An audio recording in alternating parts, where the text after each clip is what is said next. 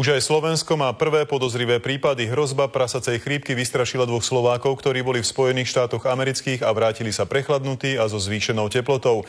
S najväčšou pravdepodobnosťou však smrtiacou chrípkou netrpia.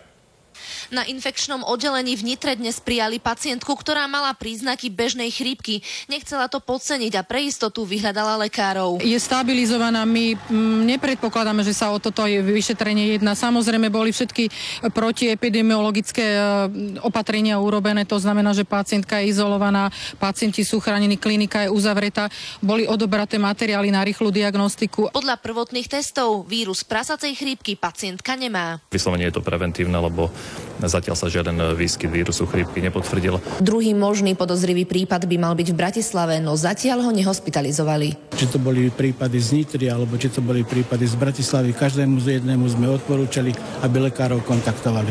Na bratislavskú kliniku infektológie sa tento týždeň obrátilo aj 5 Slovákov, ktorí sa síce cítili dobre, no prišli z Mexika. Vyžiadali si preto aspoň preventívnu konzultáciu. Neboli chorí, len po tom návrate v rámci súčasnej situácie epidemiologickej v Mexiku navštívili nášho lekára prekonzultovať, či je treba robiť nejaké preventívne opatrenia, či sa treba dať vyšetriť alebo nie. Každý podozrivý prípad sa musí dôkladne preveriť. Výsledky takýchto testov by mali byť v slovenských podmienkach hotové najneskôr do 72 hodín. Dana Brixová a Martina Dratvová, televízia Markíza.